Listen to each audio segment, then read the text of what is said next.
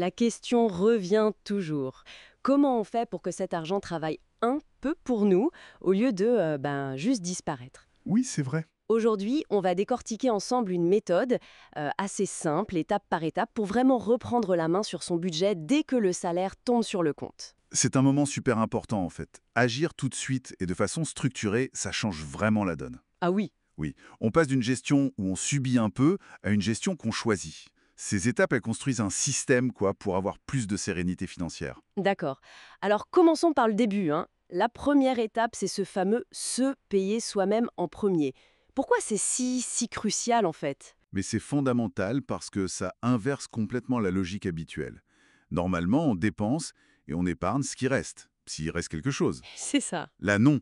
On met de côté une partie du salaire, disons 10-20% si on peut, mais avant de faire quoi que ce soit d'autre. Avant, tout le reste. Exactement. Le plus simple, c'est de programmer un virement automatique le jour même où la paie arrive. Ah d'accord. Comme ça, c'est fait. Ça garantit que l'épargne se construit, même s'il y a des imprévus dans le mois. Et on met ça sur un compte dédié, hein, genre un livret A, un LDDS en France ou un Tagesgeld Konto en Allemagne. Des trucs simples et accessibles. C'est vrai que l'automatisation, ça enlève une charge mentale, quand même. Mais comment c'est direct à 20%? Ça peut faire un peu peur, non? Comment on fait si on débute juste? Ah, mais tout à fait. L'idée, c'est pas de se décourager. Au contraire. Si on commence avec 5%, ou même un petit montant fixe, genre 50 euros, c'est déjà une super victoire. D'accord. Ce qui compte vraiment, c'est de créer l'habitude, le réflexe. On pourra toujours ajuster le montant plus tard, quand on sera plus à l'aise. C'est le geste qui compte au début. Logique. Bon, une fois que cette épargne prioritaire est mise de côté, il reste les dépenses qu'on ne peut pas éviter, les fameuses charges fixes. Comment on gère ça au mieux? Alors les charges fixes, c'est le loyer ou le crédit IMO, les assurances, les abonnements téléphone, Internet, tout ça, les remboursements de prêts éventuels. Oui, ce qui tombe tous les mois. C'est ça. L'astuce, c'est de bien les lister, d'avoir un chiffre précis. Et là aussi, si possible, automatiser les paiements juste après avoir reçu la paie. Encore l'automatisation. Oui, ça permet de voir très clairement ce qui reste vraiment pour vivre pendant le mois. Le fameux reste à vivre. Un bon objectif, c'est de viser à ce que ces charges ne dépassent pas, disons, 50% du revenu net, pour garder un peu de souplesse. D'accord, 50%. Et pour tout le reste, alors, ce qui varie tout le temps? Les courses, les sorties, les transports. C'est souvent là que le budget, il dérape un peu. Des pistes pour garder le contrôle. Ah oui, ça c'est le nerf de la guerre. Pour ces dépenses variables, la clé c'est la visibilité. Il faut absolument savoir où va l'argent. Voir clair. Exactement. On peut par exemple fixer des budgets par catégorie. Un montant pour l'alimentation, un pour les loisirs, etc. La méthode des enveloppes, qu'elles soient réelles ou virtuelles avec des applis, ça aide beaucoup de gens. Les enveloppes, oui, j'en ai entendu parler. Et il y a des outils de suivi budgétaire très bien faits, hein, comme Bankin en France ou Finance Guru en Allemagne, YNAB aussi, qui est plus universel. L'important, c'est de trouver ce qui nous convient. Et le moment aha, vous voyez, c'est quand on réalise concrètement où partent les euros chaque mois. Oui, on connaît tous ce sentiment de se dire à la fin du mois, mais où est passé tout cet argent? Ça doit aider à mieux cibler les efforts, j'imagine. Complètement. Bon, maintenant, parlons des coups durs. La voiture qui lâche, un pépin de santé. Comment on anticipe ça? Alors ça, c'est indispensable.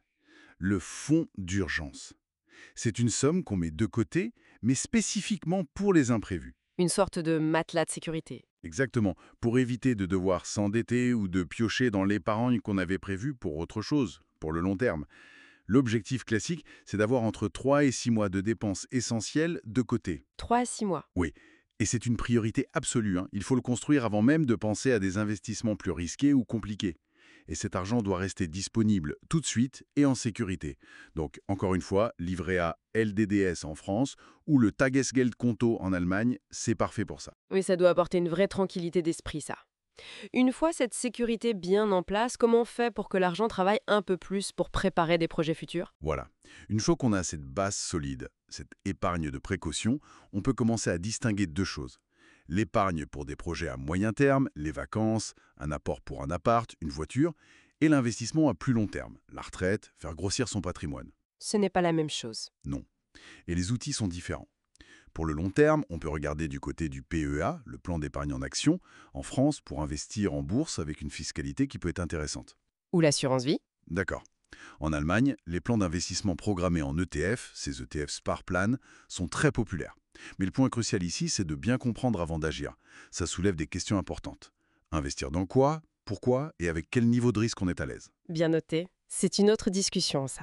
Alors si on devait résumer les étapes clés pour bien démarrer quand la paie arrive. Oui, en bref, 1, on se paie en premier, si possible avec un virement auto. 2, on assure le paiement des charges fixes, là aussi en automatisant au maximum. Ok. 3, on suit et on essaye de cadrer les dépenses variables pour savoir où va l'argent. 4, on construit patiemment son fonds d'urgence pour les imprévus. La sécurité d'abord. C'est ça.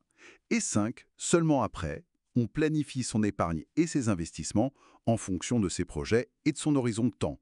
Et surtout, on jette un œil régulièrement pour voir où on en est et on ajuste si besoin. Un budget bien pensé, ce n'est pas une punition, c'est vraiment un outil de liberté. Très clair. Rappelons quand même que nos échanges ici, c'est pour informer et partager des pratiques. Ça ne remplace absolument pas un conseil financier personnalisé adapté à la situation de chacun. Tout à fait. Donc pour retenir l'essentiel de notre discussion. 1. L'épargne automatique pour soi en priorité absolue. 2. Les charges fixes bien couvertes. 3. Les dépenses variables visibles et maîtrisées. 4. Le fonds d'urgence prêt à servir. Et 5. L'épargne et l'investissement pensés pour l'avenir. Et peut-être une dernière pensée. Au-delà de la technique et des chiffres, comment est-ce que le simple fait d'appliquer consciemment cette toute première étape, virer de l'argent pour soi avant toute autre dépense, pourrait transformer non seulement nos finances, mais peut-être aussi la perception de notre propre valeur et de notre potentiel futur? Voilà une question intéressante pour finir. Ça donne à réfléchir. Merci beaucoup pour cet éclairage très concret. Avec plaisir. La prochaine fois, on abordera un sujet un peu délicat, le piège du crédit à la consommation. Alors, pensez à vous abonner pour ne pas manquer ça.